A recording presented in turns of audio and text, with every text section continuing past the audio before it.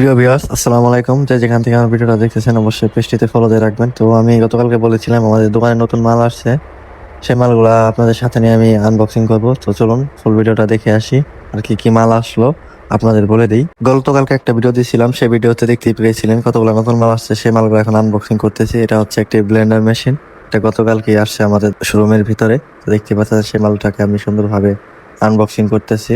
খুবই ছোট একটা ফ্রাই প্যান, দেখে খুবই সুন্দর লাগতেছিল, তাই সেটাকে নিয়ে হাত দিয়ে অনেকক্ষণ নাড়াচাড়া করে তারপরে আমি সেটাকে আনবক্সিং করে ফেলেছি।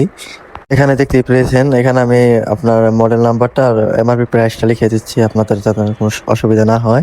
আর এগুলো হচ্ছে গ্যাসের চুলা, পর্যাপ্ত পরিমাণে গতকালকে আসছে গ্যাসের চুলাগুলা। এখানে আপনি ডাবল, তারপর আপনার সিঙ্গেল দুটোই আছে। আপনি যদি এসএস এর চান সেটাও আছে আমাদের কাছে অ্যাভেলেবেল। এখন সব চুলা আমরা এখন যেহেতু আনবক্সিং করতেছি, তো দেখতে পাচ্ছেন এগুলো হচ্ছে নতুন একদম ইনটেক, আপনার একদম কোনো নায়িকা গ্যাস। তো দেখতেই পাচ্ছেন সেগুলোর ভিতরে আমি এখন মডেল নাম্বার আর আপনার এমআরপি প্রাইসটা বসিয়ে দিচ্ছি, যাতে আপনাদের প্রাইসটা জানতে কোনো অসুবিধা না হয় আর কোনটা কোন মডেলের আপনার বুঝতে কোনো অসুবিধা না হয়। দেখতেই পাচ্ছেন সেটা লিখে দিচ্ছি, কারণ কাস্টমারের সাথে যখন আসবে কাস্টমার যাতে তারা পণ্যটি দেখেও যাতে পণ্যটির প্রাইসটাও জেনে যায়, যাতে তাদের কোনো অসুবিধা না হয়।